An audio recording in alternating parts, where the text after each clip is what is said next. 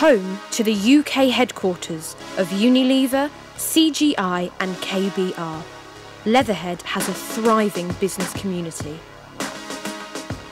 There's a need for a number of new homes, a new hotel, more office space, new retail space and better connections to the town centre.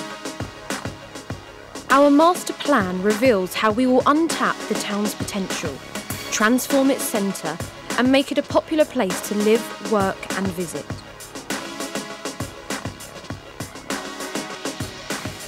Central to this is a vibrant new urban quarter on Bull Hill that will extend the town centre's retail, commercial and residential offer.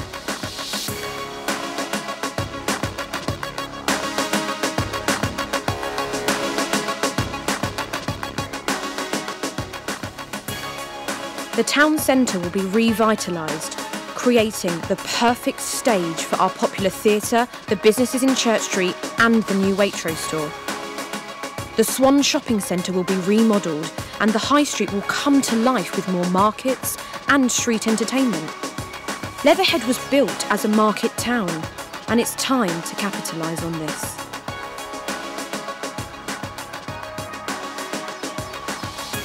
Flowing through the town is the beautiful River Mole. We'll put the Mole centre stage in the Riverside Park, a scenic spot to have a meeting, go for a walk or paddle.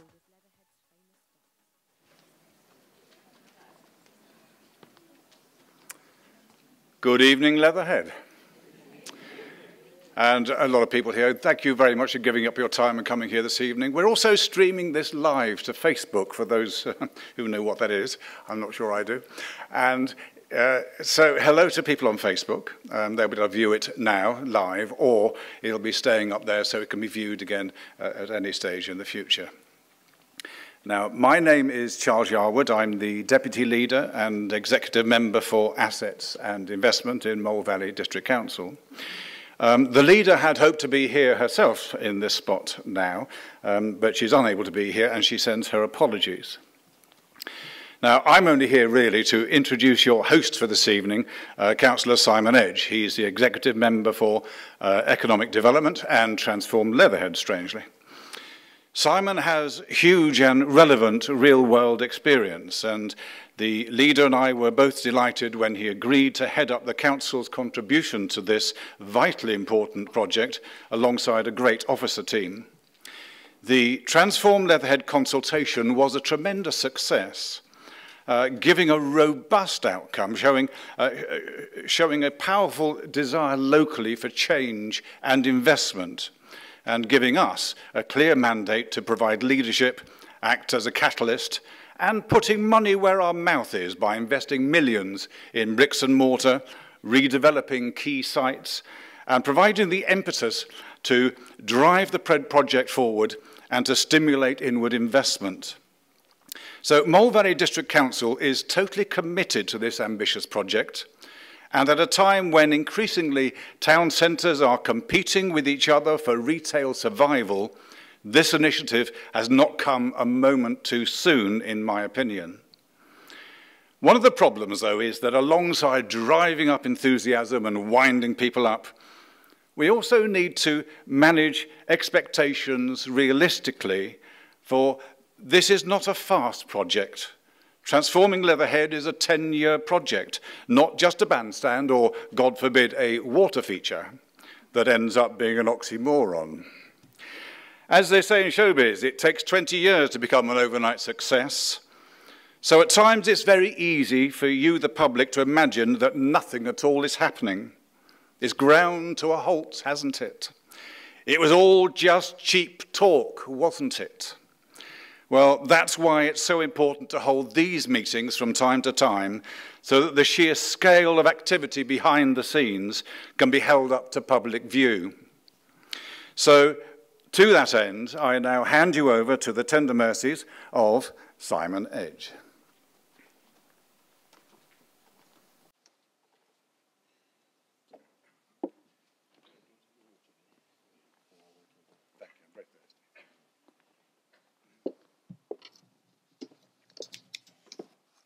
I'll just check to make sure that this thing is switched on and It is, good. Well, thank you, Charles, for the introduction, and thank you all for coming this evening. Who am I? I do recognise a number of faces in the audience, but I'm fairly sure that most people here won't know who I am. So, as a thumbnail sketch, I've been a Bookham resident for well over 20 years. My career was in public sector internal audit, followed by external audit. And then, because internal and external auditing were far too exciting, I moved into the regulation of external audit, which was thrilling. Following that, I moved into a national charity and ran a change programme for them, lasting some 18 months. I retired about 18 months ago, which was coincidentally when I was elected to the council. And as Charles said, I was asked to take over the role leading Transform Leatherhead from the member perspective about 5 months ago. So this is all very new and very exciting for me, and I hope it's, if it may not be new for you, that it's certainly exciting for you.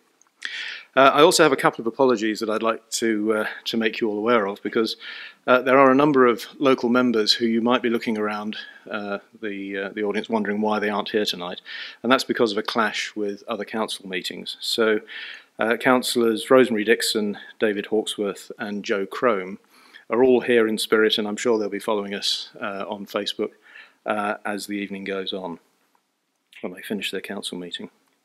So I thought it'd be useful to start, see if this works. Yes, it does, good. With just a reminder of Transform Leatherhead's vision. As Charles has said, there was an awful lot of consultation that went on to create the vision.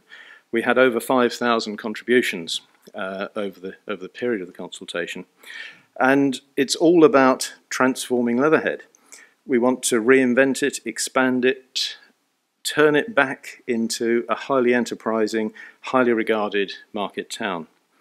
We want to see a wider range of shops, new housing, leisure and other community facilities, and make it a place that people want to live, work and visit.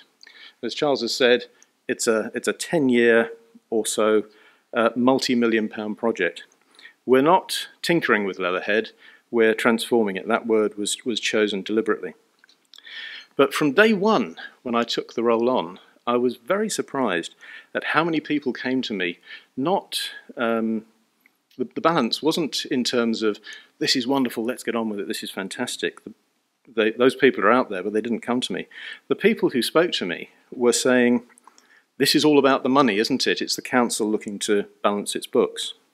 You're going to turn us into Woking, with apologies to anybody here from Woking this evening.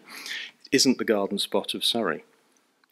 And other people who said, we want to see the council invest in the community, we want to see improvement, but we don't really want things to change very much.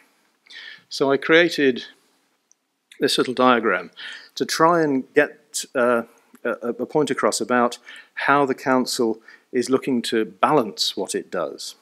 We want to see positive change, which is delivering on the vision for Transform Leatherhead, delivering the things that you've said you want to see happen. We do want to create community benefit, which is about fulfilling Mole Valley's wider objectives and bringing benefit to the wider community around Leatherhead. And of course we have to make economic sense of all of this, both in terms of the local economy that we're serving, but also to the council's finances, because we are of course using public money. Now if we can hit the sweet spot in the middle, we will be able to have the best of all of these worlds. But if there are any golfers out there in the audience, you'll know how difficult it is to hit the ball with your sweet spot on your club. Certainly is when I'm playing golf at Tyrrell's Wood. We won't ever, or I think we'll be unlikely to hit that every time. We're going to be looking to shade things. We might be looking at more positive change and more community benefit. We might look at how economic sense fits in with whatever we're doing, but it is all about balance. So that's something that I really can't overemphasize when we go through this whole presentation.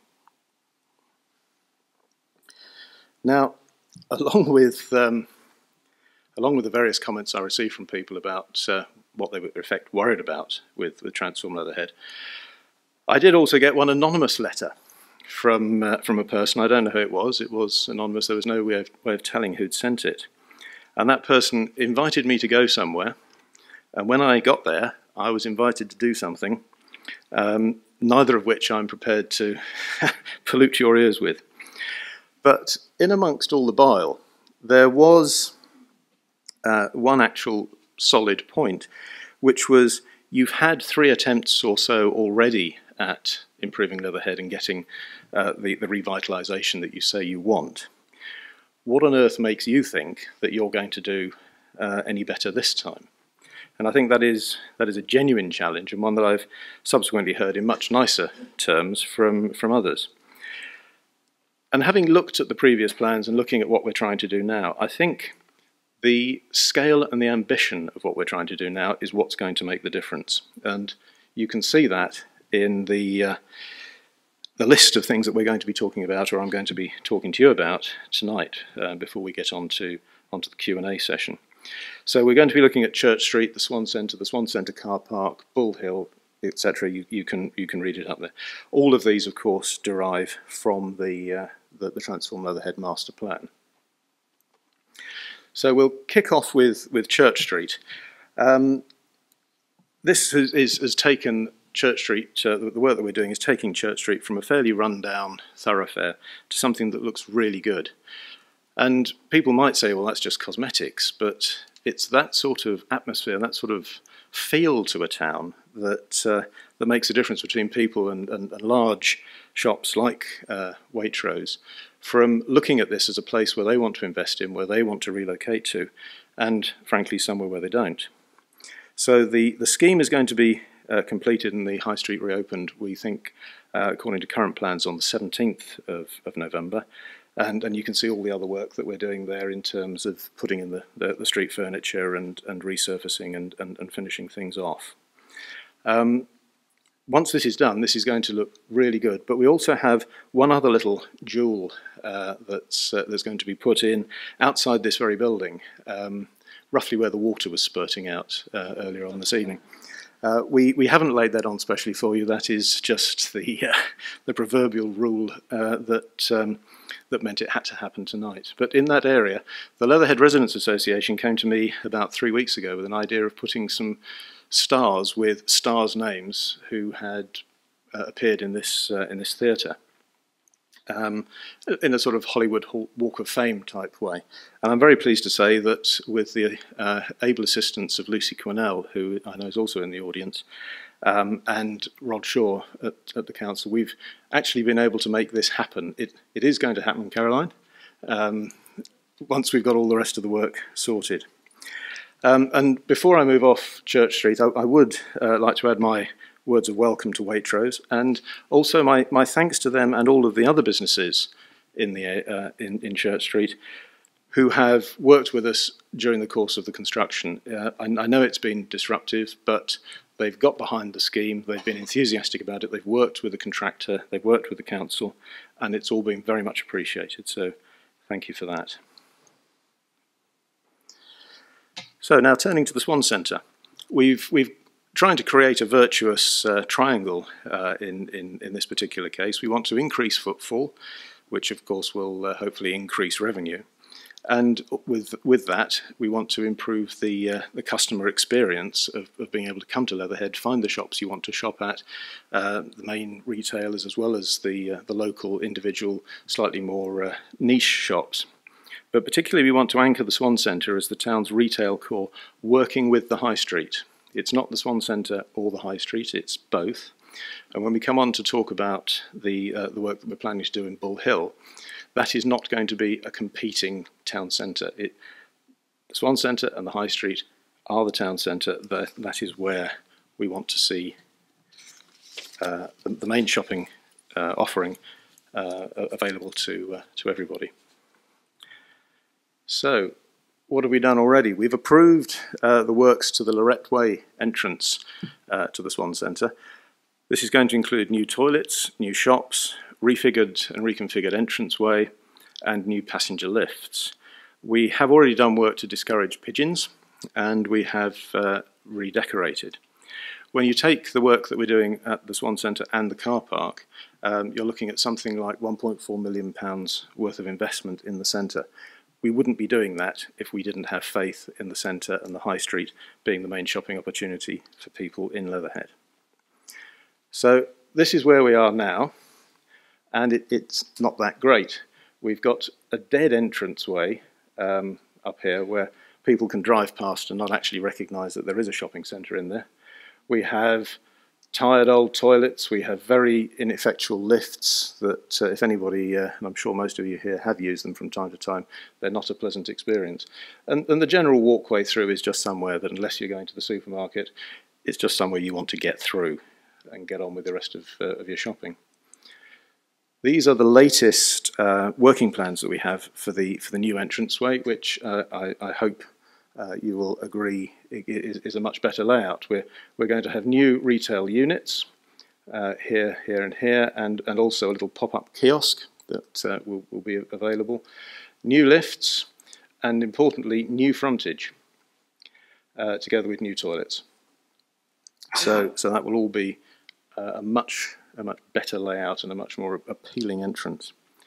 If we now look at an artist's impression of this, I always get a bit nervous with artists' impressions because people tend to look at them and say, oh, that's exactly what you're going to produce then. Well, it won't be, but there are key elements that this is trying to get across. And the key elements are that it's going to be new, it's going to be bright, it's going to be open, and importantly, as you drive or walk up and down the way, it will be visible as a shopping centre. So people will know that it's there and know that they can come into it. So, if you're going to shop in the Swan Centre, you really need somewhere to park, and that takes us on to what we're planning to do with the Swan Centre car park. These are the results of the survey that we undertook, and as you can see, hang on, I knew this was going to happen at some point. There we are. As you can see, a lot of people want to use the car park, but people think that the spaces are too narrow, and they certainly want better circulation.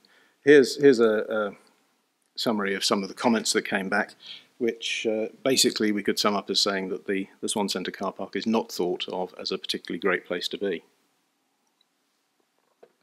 So, what are we going to do about it? In terms of navigation, we are doing three principal things. Firstly, we're going to cut back the subject to final confirmation with structural engineers, of course. Who's that? Have you got that job, Hubert? I saw Hubert come in earlier on. We're going to cut back as far as we can so that it's easier to get around. We're going to put these rubbing strips on concrete obstructions so that if you are unfortunate enough to hit one, then you will have hopefully less damage. So unless you own a car body repair shop in Leatherhead, where that wouldn't be such good news, that's certainly going to be good news to myself and my wife. And we're also going to reshape the turning area that people have to get up the slopes by nipping space off of the car park spaces that are adjacent to the ramps. And this will give a wider turning area for people to swing the front of the car around and actually get up. That, together with new signage or strip markings to enable you to see where you're going, we think will make a big difference to people's ability to get around the car park. So you've driven around the car park, you then want to park. We're looking at improving the spaces. Redistribution of the disabled bays. Now that doesn't mean fewer of them, it just means restacking them, putting them closer to the lift shaft.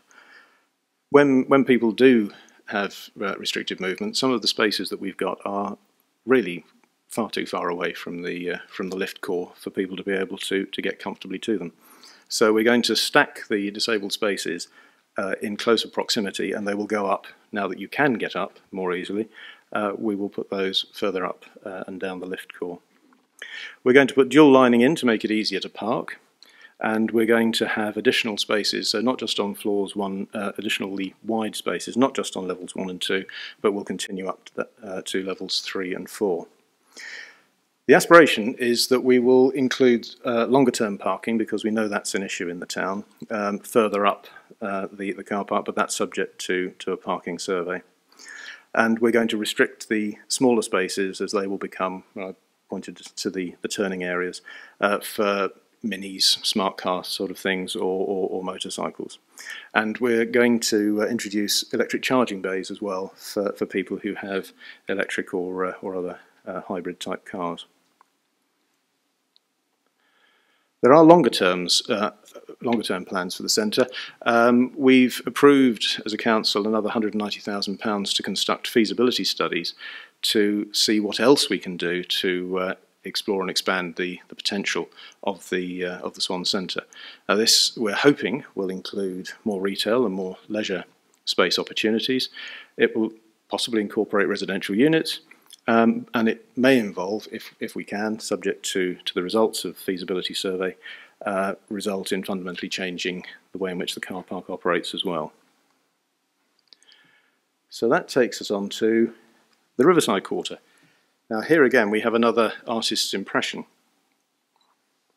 And the biggest impression I had, frankly, when I first came to Leatherhead 20 odd years ago, and still have, is how on earth is it possible that a town like this, that's blessed with a riverside frontage running through part of it, can do so little with it? And I think this is going to be one of the answers to how we change that. Now the key elements to take away from this artist's impression are that we have cafe facilities, we have a play area for children, there's going to be sort of parkland space, a much nicer riverside walk up there, and of course new buildings. Now the only thing I can tell you about the new buildings is that they probably won't look like that. Until we get the planning permission through, we won't know. But here's another example of the tidying up that we're going to be doing on the other side of the bridge. And certainly my personal target is to make sure that we get the footbridge working, sort of if we carry on downstream, probably somewhere where that door is, so that we can have a circular walk and we can have an alternative footway through to the leisure centre. The approved next steps. Mole Valley is preparing a planning application so that we can redevelop Clare and James House site. We've appointed a project management company to do that. And I want to emphasise here, because we have had comments, that the council, as the developer in this case, or the body sponsoring the planning application, has to go through every single step of the planning process exactly the same as any other developer would do.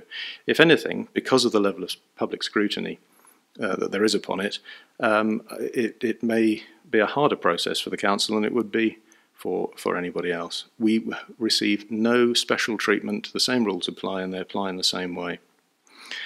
But the benefit of the council being able to take this application forward is that instead of having a developer come in and say, how much money can we make out of this site, what's the most flats we can get in there, we're looking to constrain ourselves in some ways to get that balance that I referred to in one of my earlier slides with the three priorities between the community benefit, the wider benefit, and the financial aspects of the scheme.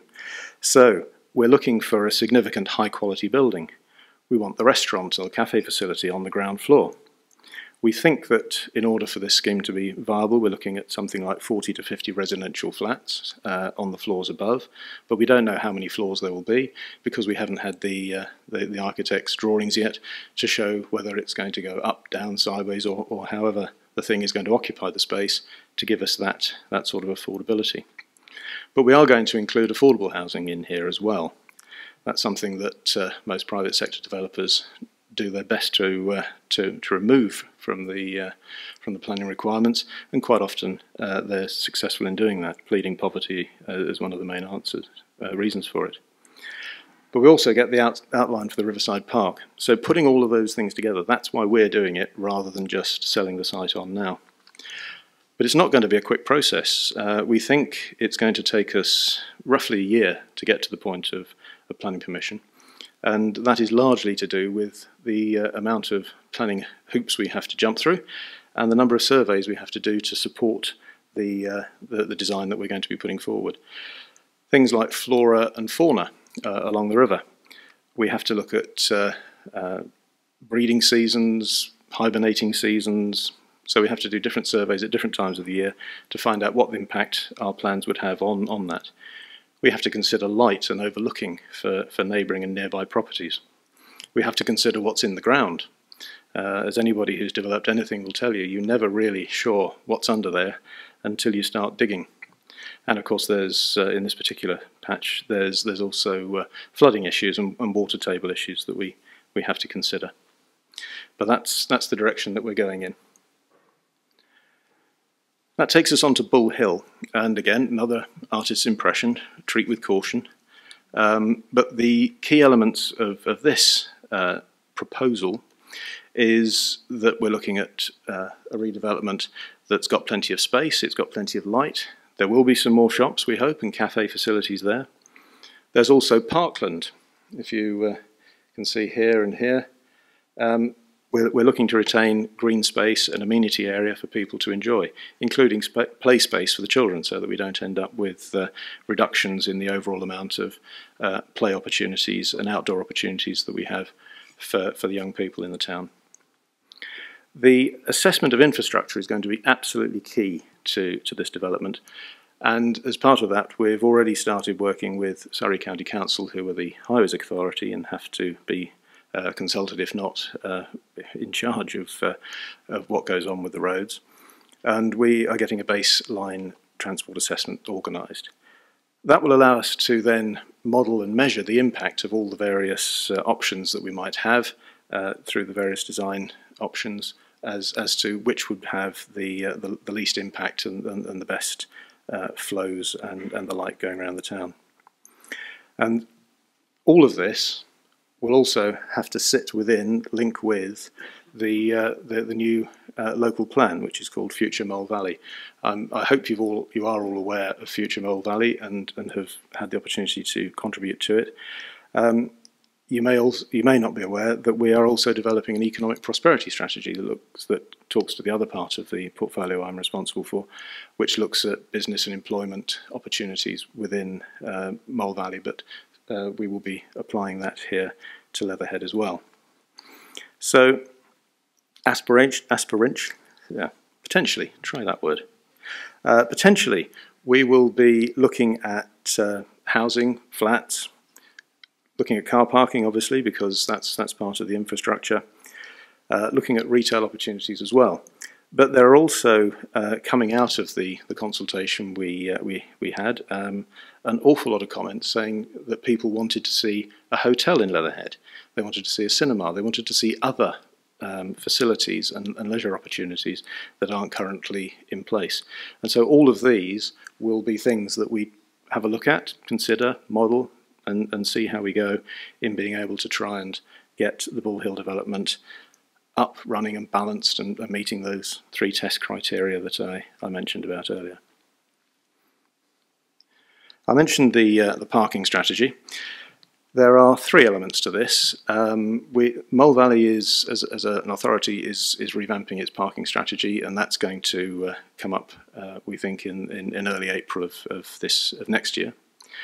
In the autumn of 2018, we should have had the short-term improvements to the Swan Center car park complete. That's before we then go on and do the further survey and see what else we can do to the car park. And then we will be able to fit into that the Transform Leatherhead parking strategy, which will follow on from the transport assessment. So as you can see, when Charles was talking about this being a long-term project, there's an awful lot of cogs that have to mesh together to make this actually work. But what we are hoping for and working towards, and I am looking to achieve, is that overall there will be an increase in parking space within Leatherhead. We need more parking space, and then that has got to come out of this, particularly if we're increasing the number of cars in the town. And we're looking for more long-term parking.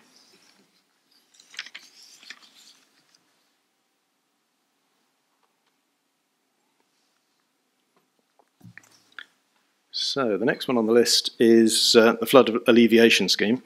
Here the council's working with DEFRA and the Environment Agency, and we have computer modelled the Middle Mole floodplain. I always have to say that slowly.